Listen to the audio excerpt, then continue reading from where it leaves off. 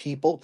So you want to go into the difference between the wallets. I think Hugo hit on this earlier in a post, and we had kind of talked about how that's something that's really needed to be discussed a little bit. Yeah, so maybe it's time for DeFi Bull to join. I think he has even more experience than me. And a topic that we discussed that would be incredible is like how do you manage risk, both in like how much do you use for DeFi, for example? How much do you have like in cold storage? And then how do you manage your wallets and the safety? So I think if we could bring that into the table, it would be super helpful for the community.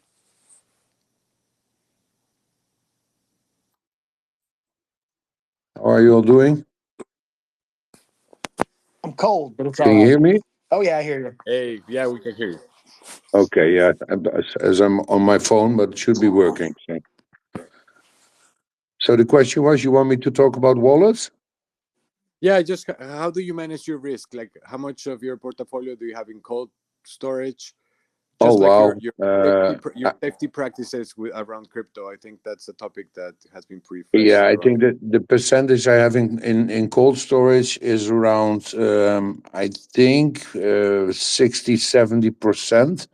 But that is because I'm keeping my Flare mostly in Bifrost wallets and I don't view them as cold storage wallets. But I know and I understand that there are options to also do this via Ledger or Trezor. This is something that I am exploring and also something that we will teach people about on how to set this whole thing up. Yeah, so I agree with you. I think I use Decent as a hardware wallet. So most of my assets that are not uh, on DeFi or something that I have to be accessing are living there, and those are like pretty safe. And Yeah, then I have a Bifrost wallet on my day-to-day phone, and that's like the least amount. And then I have a phone that I like format like a factory reset, and then I only installed crypto wallets, and then I do not use it. Doesn't have a SIM card, and I do not use it for anything else. Like not even doesn't I haven't even put any images in there, and I only mhm, use it when I'm in front of the phone. Put it in Wi-Fi, only in my home network, and then that one for me that's like a little bit of a uh, it's not a cold wallet, but I can use it easily because Decent, if you're doing DeFi, something that you're going to do once a month, it's fine. But if you're doing DeFi stuff every day, Decent is a nightmare. yeah. I completely agree with you there. And actually, privately, I'm using Descent as well, but I also have Trezor and Ledger. As I started out with Ledger, then moved on to Trezor, and then eventually moved on to Descent. I actually got one of those cool cards right now that you can put in your wallet so you can travel with it. So that works perfectly well. But again, that's very good advice, and it's also something I think I've told in several of the videos that I've made so far.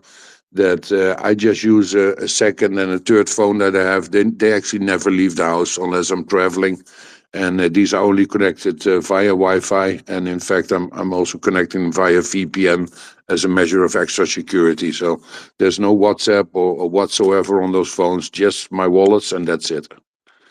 Yeah, same. So I a friend of mine that he's been into the ETH ecosystem for a while.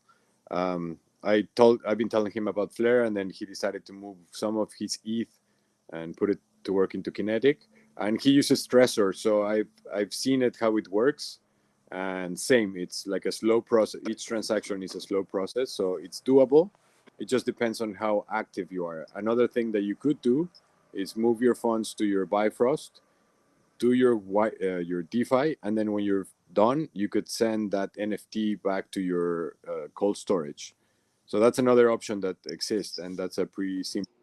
You only do one transaction from your cold storage to your Bifrost. You do everything that you need to do, and then you send that NFT back to your cold storage. So that could be an extra measure of safety. It all depends on how active you are, to be honest. And I also think that if you have like there's certain things that you just shouldn't do, and Yeah. if you are clicking links all over the place, like there's no reason why your safety should be compromised. So DeFi. No, yeah, I, yeah, I was sure. going to ask Well, you, what made you go from one wallet to the other? Like, what were the pros and cons that made you transition from one to the other? Oh, guys, how long do we have? No, basically, basically it's super simple. I just I'm a fan of new stuff, so I just try out everything that comes to market, and I try it out with small amounts, obviously. And I found that that ledger was not always comfortable, and didn't have all of the tokens that I was holding. So therefore, I started with the Tracer, and then actually I find the latest version of Descent the most extensive one that I can use for most of my tokens. So yeah, I'm still using all three of them, but they are in lockup. I don't need the majority of my funds. I'm just waiting for the right time. I made a schedule for myself on which prices I want to sell portions of my stacks, and I just stick to that. And so no emotions involved. It's purely business. And people often forget to take profits, and that is such a shame because I've seen it over and over again. I'm in this game for almost 15 years now, so you could say I'm kind of an OG in the crypto space. But yeah, I've seen people miss out on bull runs because they were maybe too greedy or maybe late, or maybe there was less information out there. I'm not sure why, but people, if you are up like 100% with something, take a portion of the profit, or at least take your investment out so you can play around with the rest. And that is, I think, the most valuable advice I can give, right? Awesome. So you're gonna Yeah, I go ahead. think. Sorry, Steven, go. Go ahead, Will. Uh, okay. Yeah, no, I think what DeFi Bull has said is super important. For example, coming back to DeFi, like all my fees from my DeFi positions, no matter what, I always like separate them. And that way I always have money. Like if there's a crash, that's how you have money on the side. So I think that not marrying your positions, not getting greedy, I think that that's one of the things that I've learned this the most. Just like don't get greedy. If you have a good percentage, lock it in, and then you have a new opportunity to go ahead. And if you don't sell, if you never take profits, if you never take the fees out, you never have the opportunity for a new trade. And I think that trying to make all the wealth in one trade is not Yeah. reasonable. It's more to one, and then that allows you to do another one. So now you have two trades, and now you have three trades, and then you have 10 trades, and so on. Yeah. Basically, I'm someone, I don't do leverage trading. I'm not like a trader at all. What I do is I buy, I hold, and I set a certain price points that I am going to sell.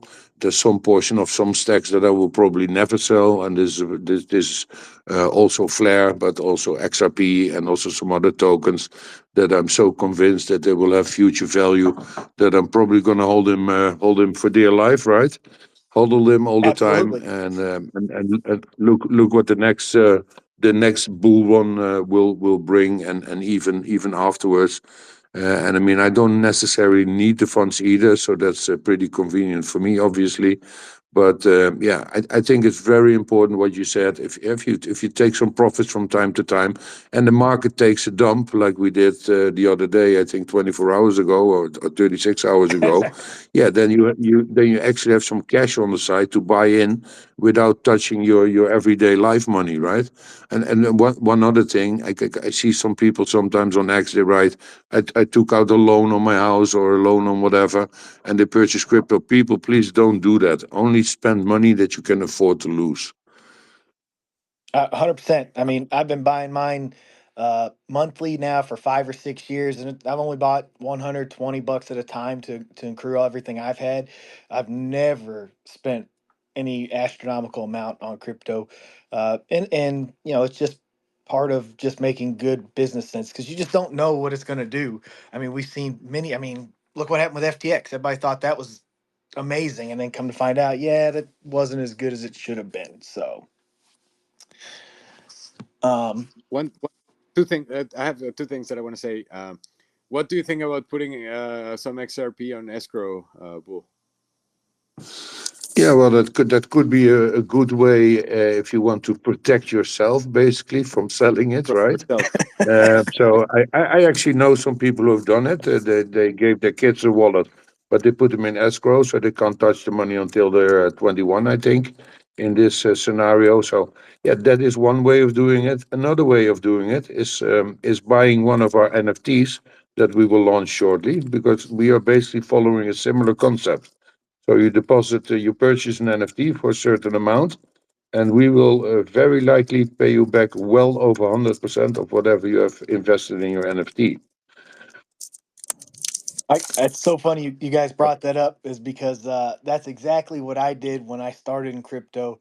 I locked all my XRP up and only give myself about 10% each year between now and 2039. I locked it up. I got 50 or something XRP that'll be dropped to me somewhere like 10 years. I forgot what the longest one was, but I have one on the very longest timetable, just so I didn't spend it because I didn't need to at the time, and I just bought it to lock it up and put it away.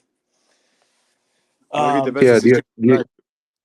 yeah, guys. The only disadvantage here might be, of course, we're gonna have staking opportunities, and it's very interesting. Obviously, yes. we're going to be able to use FXRP. Hugo is very keen on getting this project going with the what is it, the XY SRP, and the staking of BTC of other tokens as well. So yeah, obviously, if you can gain a certain percentage per year, you're getting yield. Yeah, then it's a bummer if you got it locked up, right?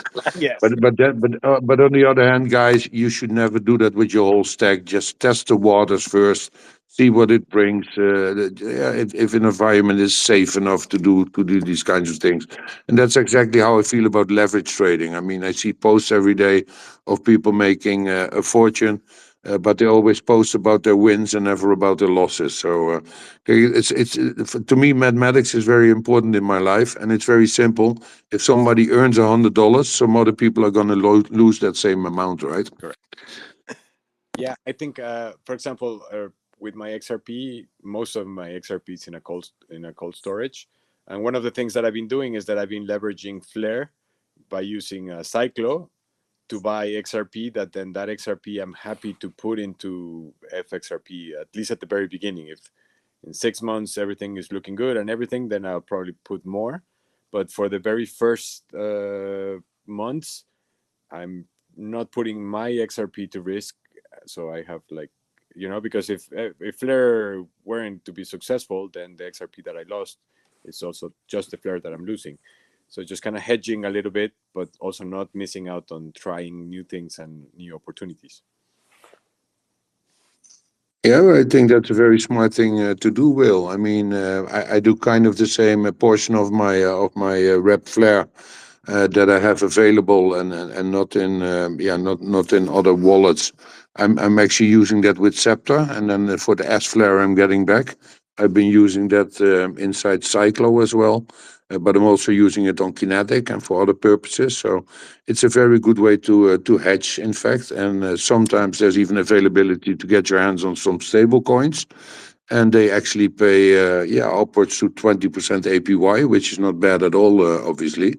And you can always swap them back at the right time. So that's a good way, yeah, to leverage the risk and to still get a very nice API on your money. If you're not yeah, if you're not going to sell it at this moment in time, then why not make money on it, right? And there's one other thing that people, I think, are not fully aware of, and that Flare has a fantastic RFLR rewards program. RFLR obviously stands for Reward Flare, but there's many opportunities like Cyclo right now. They have it. Kinetic has it. There's multiple opportunities where you can earn RFLR, and I'm always wondering for the last months why people are not making use of it, because it's really much more that you can get than with the flare drops. And actually, if you do this with S flare from Scepter, then you earn double because you pay a little fee. I think they take out 10% with Scepter only on the delegations and on the drops, but you can earn that back pretty easily by putting it somewhere else where you're getting reward flare, right? Yeah, I think I've posted about this a lot, several times actually, and you hit the nail on the head. I just pulled it up, but USDC and USDX, which are two stable coins, as a pool, earn roughly 37% in R Flare, plus you get 4.84% in CSUSD rewards, plus you get the fee. So it's like 42.05. And the cool thing I think a lot of people forget about on the R Flare is that, you know, you get half of it the first month, and then you get a small portion each month after that. So, you know, that flare, if it grows over the next 12 Yes. months, could be substantial.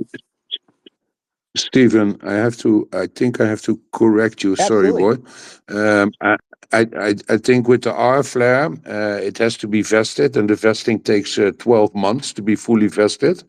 And every month, 1/12 of the stack is being turned into FLR, so Correct. you can take it out. Correct. And you can take out actually more if you want, but out of my head here, I think then you pay like a 50% or 35% penalty. I think it's Correct. 50% It's even. It's substantial. I knew it was substantial on that. If you take it all out, because you have Yeah. that option, but you lose quite a bit. But anyhow, it takes 12 months to be fully vested. So, but the first month you can instantly take it out. But these can be really good amounts in some programs. I mean, I'm not complaining. I had yeah, I'm not going to mention all my wallets here, but I actually had more this month from these RFLR rewards than I had in flare drops, and I have a substantial stack of FLR. So it was pretty surprising to me. Yeah, so for what I'm doing is that my RFLR, that's my escrow. I'm not going to touch it. And then like the other part of that I'm having in DeFi, and in a way I'm risking, then that RFLR, it's going to be like my hedge. That's going to be the money that I'm not touching. And then I know that Yeah, that's going to be there. you could basically work with that as well, Will, right? Say again? I mean, if you get your RFLR that gets freed up every month, obviously you can wrap it, still earn some drops till what is it, February 2026, and then you're actually earning on it again, right? Correct. Yeah, of course. That's the thing. You're getting rewards and then it's going on top. So, shit, I forgot what I was going to say. Okay, continue. I'll come back to that. Okay. All right. So I'm gonna go ahead and let us roll.